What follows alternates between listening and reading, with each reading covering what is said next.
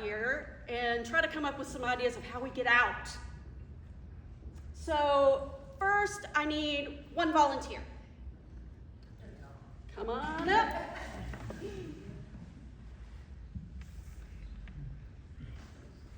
Hi guys. And tell us your name, sir. My name's Tom. Tom. Tom is here. Sit here. I gotta film this. So Sorry. we have the transfer of wealth to the biggest transfer of wealth we've ever seen to the top 1%, right? So Tom, I would like for you to pick out of these 10 chairs, pick 6. You can arrange them however you want, just get cozy.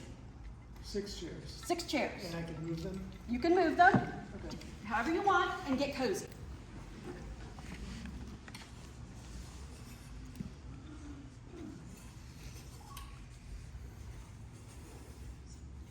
Now, while Tom is arranging his plethora of chairs, Can I move the others? no, you can only arrange your 6. Trust me. Okay, now get comfy. Each chair represents what it would take for a family to live equitably. You know, not too much, not scrounging, but just to live. You know, live comfortably. So each chair represents what it would take one family to live comfortably. Have a house, have a car, be able to pay for groceries, have medical care, etc. Tom has 6. So Tom is our representative of the 1%.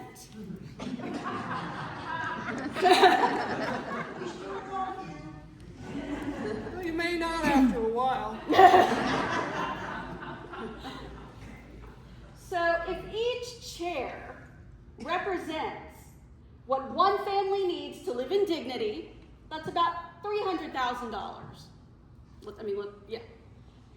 Elon Musk, how many chairs do you think Elon Musk has?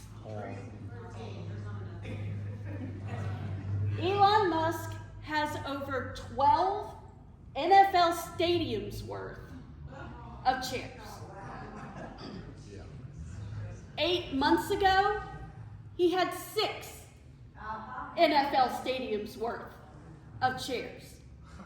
His number of chairs has doubled in 8 months. So let that kind of ruminate in your brain. How many families could be supported by all those chairs?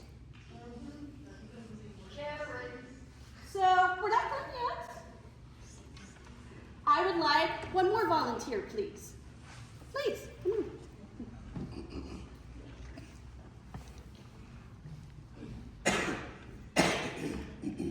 And what is your name? My name's Lauren. Lauren, thank you for joining us. You get to have 2 chairs. Okay. So you can arrange them however you want. Get cozy.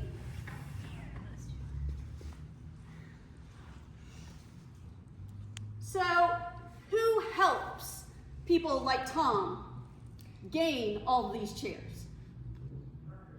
People with no chairs. Yeah. We're getting to that. Who else would help Tom be able to accumulate so many chairs? Politicians. Ding! So Lauren is one of our politicians. So how does Lauren do that?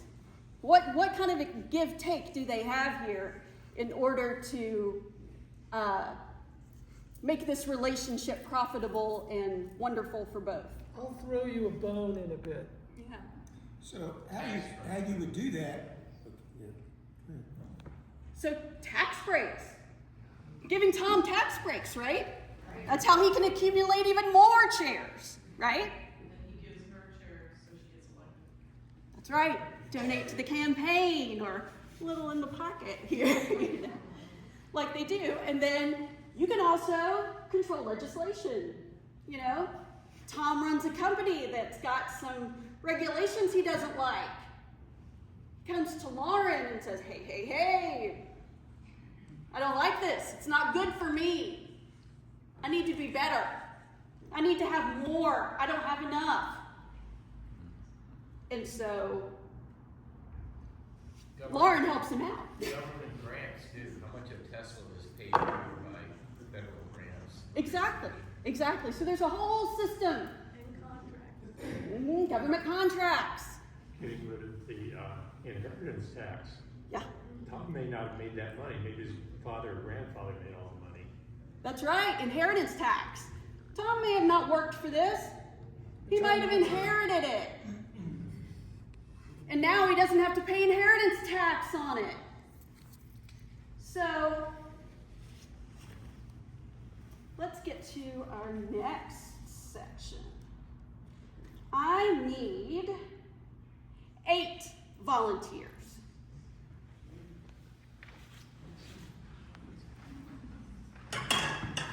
I'm gonna kind of have to. So we got 1, 2, 3, 4, 5, 6, 7. Need one more volunteer. You're on here. Okay, we got 8. Thank you to our 8 volunteers.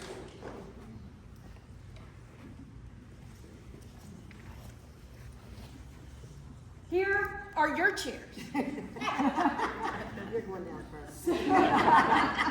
You've got to figure out how you all can share or divide, however you want to do it, but you all need to be able to participate with the chairs. One leg apiece. Yeah, that's what I thought. So let's watch and see how this goes. One leg apiece. 8 legs. I can't really sit down. I got my official knees,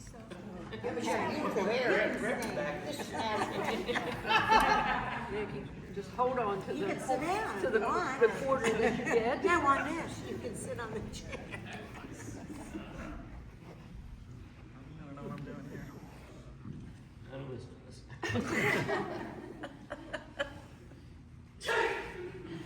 Okay, so our group did a pretty good thing, right? They all tried to figure out a way they could share their limited resources, right? But Nobody's sitting. nobody's sitting. I understood, but I thought that was selfish. You said to sit down. Nobody's able to sit. Nobody's able to be truly comfortable. All of you look a little. I'm pretty comfortable. Yeah. On the other hand. And I've got private security. My kids go to private schools. I moved away from them. Yeah. Who wants to be around them? I've got a couple of houses. I've got my place outside of Cruelty town. unaccepted. But do you have a Maggie on?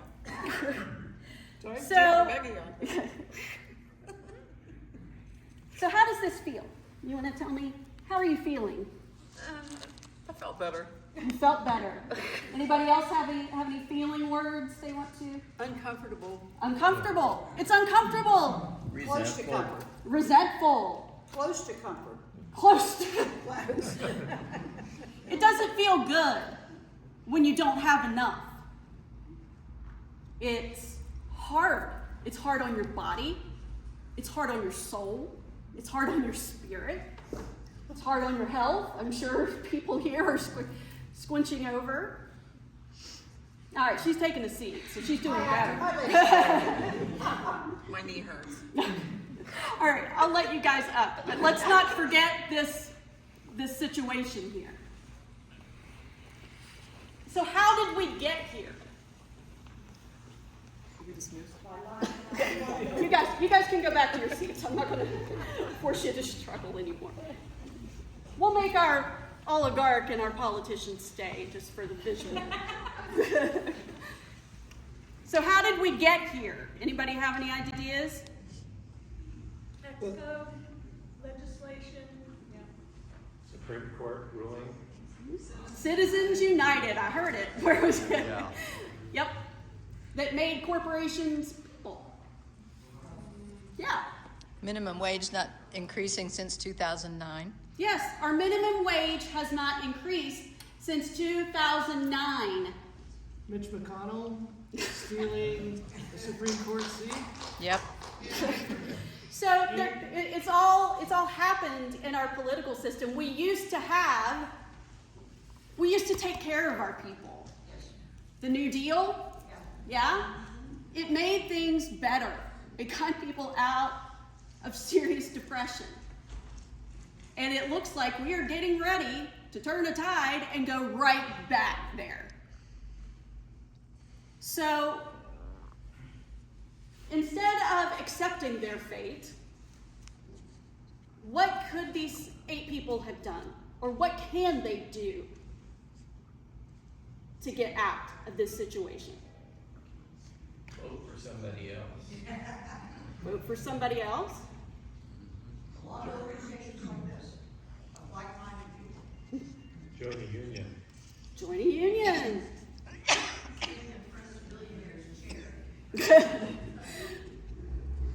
Organize. Yes. Organize, like in mass, to put a whole bunch of pressure on Tom, so that he will give us his. Organize to put a lot of pressure on people like Tom that don't support this system. Or people like Laura.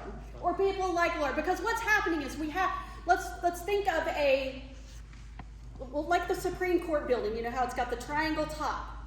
Well, that's our regime. And then we've got these pillars that hold that system up. So what do we have to do? What are the systems that hold that up? Corporate America. Mainstream media. They're not asking the tough questions. When they get into these places and these spaces, they're not asking the tough questions. They're not putting pressure on these politicians to give us real answers. Because Tom owns all of them. So there's a whole, so many pillars, that hold these up. What we have to do, how do we put pressure on these pillars so that we can start knocking them down? Stop paying taxes. Stop paying taxes.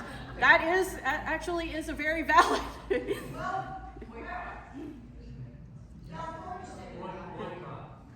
Boycotts. Yes, boycotts work. I've been boycotting a couple places for years, and my mother laughs at me because she says, they don't care about you. They're making their millions and billions without you. So what we need is more organized boycott. That's the whole point. We've got to organize, and that doesn't mean just the people in this room. That means people that might not even socially or politically agree with us on all of the points. But we've got to find commonality. We've got to find one place, one little sliver where I can say, yes, that is what affects all of us. And here's how we can fix it. Here's what we can do. I was just in a training a couple weeks ago in DC. And we were talking about mass nationwide strikes and what it would take for people in different states. What would be what they were calling their red line? What would push them over the edge to say, enough's enough. We're taking to the streets.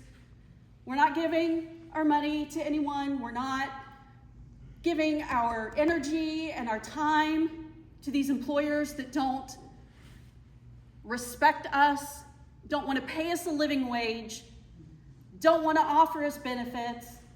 What are we willing to walk out for?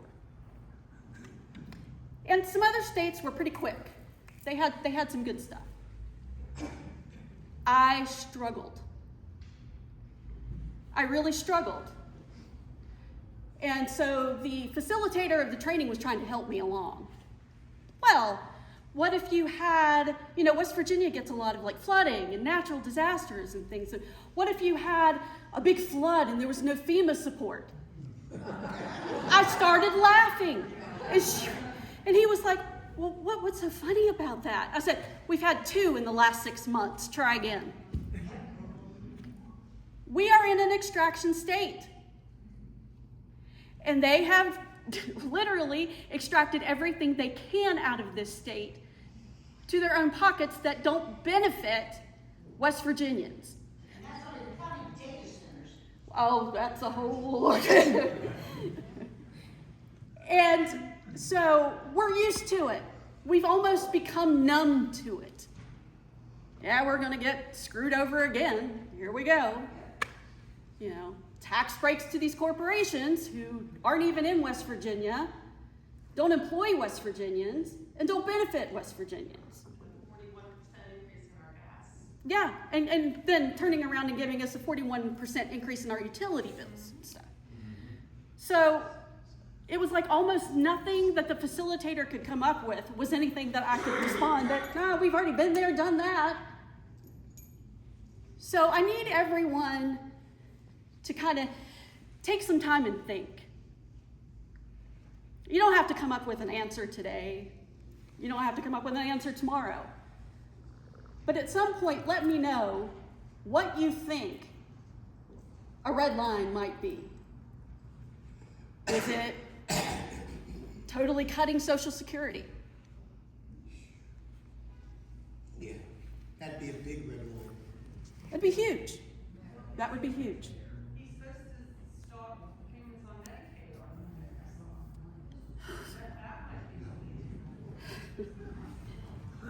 I hadn't seen that one yet, but I'm not shocked. Just disappointed. But our people already struggle. We've already got the highest number of residents in West Virginia on Medicaid. We have almost 300,000 people who depend on SNAP in West Virginia. I think the number is like 273,000. 100,000 of those people on SNAP are children. 100,000. That's who's going without food. Our disabled population, our children, our seniors, our veterans, our houseless. And in case you don't already know, one of the effects of the big monstrosity bill, there used to be a safeguard for SNAP for a certain number of folks. And that was if you were homeless, houseless, if you were a veteran, or if you were aging out of the foster care system. You didn't have to prove that you were working. That exemption has been cut as a result of that bill being passed, H.R. 1. So imagine that you are 19 years old with a garbage bag full of your possessions put out on the street because you've aged out of a system and have no means to get food, to even feed yourself. People who are houseless are already struggling, and now they have nothing, no way to go get food. Veterans who have served their country honorably, put their lives on the line, and have probably come back with some difficulties. I would imagine a lot of, I have never served, but I would certainly imagine you would come back with some difficulties. And it may impact you in a way that you can't work full time or that you can't work. So we're going to take food away from those who have served us and fought for the freedoms that we have. So what are our red lines? Because things are getting to the point that we're going to have to think about it. I know we don't want to. And again, this is another conversation, another hard conversation we're going to have with our friends, our neighbors, people in our book clubs, people at church. Because no one comes out of this unscathed. No one. Yes. Yeah, Tom does.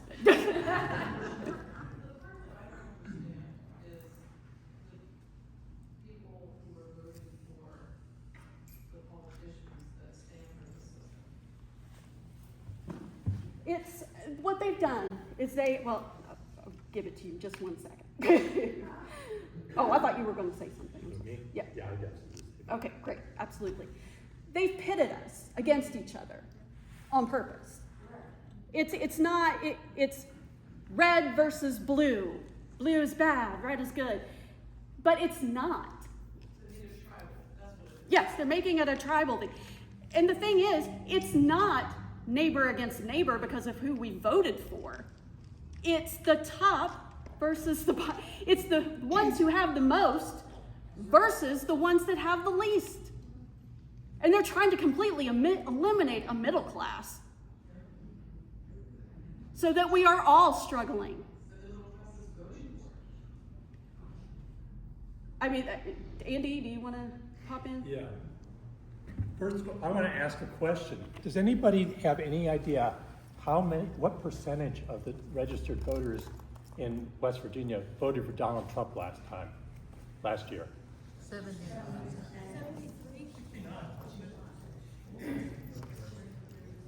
What, 70? 70? No? There's No. only about 34%. What? Voted. Only about 34% voted at all, right? It's a little higher than that. Donald Trump got less than half votes from less than half the registered voters in West Virginia. Less than half. But he won with 70%, and the reason is people don't vote. And that has changed in the last 20 years. And that's something I've done a lot of canvassing, and the most discouraging thing I've found is not talking to somebody that says that, yeah, I'm voting for the Republicans because blah, blah, blah, I like Tom. It's the people that say, it doesn't make any difference. I've given up, it's just a waste of time, they're all the same. Those are the people that are putting us there, putting us in this situation. And it's deliberate. It's people like that have deliberately fostered this lie that everybody is the same, and that it doesn't matter, voting doesn't matter. And I think most people here realize that that is not true. I mean, there's some slime balls on the Democratic side, as there are on the Republican side, but the general party, the Democratic Party, is human, and the Republican Party is on Tom's side. So that's where I see the problem, and that's where I want to focus my efforts on, is talking to those people, trying to convince your crazy MAGA cousin that he should vote for Kamala Harris. I mean, that's a waste of time probably. But maybe his kid, who's 25, living on the street, is given up. Maybe you can convince them to vote. Well, and part of that too, though, is a direct result of the whole Citizens United, and that people can buy an election, and so people naturally don't think they have a voice. And the rest of it also, a lot of it too, is because of the winner-take-all electoral college system that we have. I mean, for me to vote for a Democratic candidate for president in the state of West Virginia is to some extent futile. Oh, sure. And I disagree with the idea that people, Tom can buy elections. He can't buy elections. What he can do is buy a whole lot of coverage in the newspapers and send you a whole bunch of crap in the mail. But you don't have to pay attention to that. And I have countered some of that and beaten candidates who have way more money than candidates that I've been for. We did that with the Morgantown City Council election starting about 2019 or 2017. The landlords used to buy seats on the city council, and those people would go to the city council meetings and just disrupt everything, so the city council couldn't do anything. All we had to do was just tell people, here are the candidates getting money from the Viafores and the Giulianis and the Smiths and so on, and here are the people that are getting money from a little bit of money from the friends and neighbors. And the result was that the landlord candidates lost in a landslide, and they haven't had one of the candidates elected in the last 10 years. So you can defeat that. It's easier at the local level, but we have to work with that.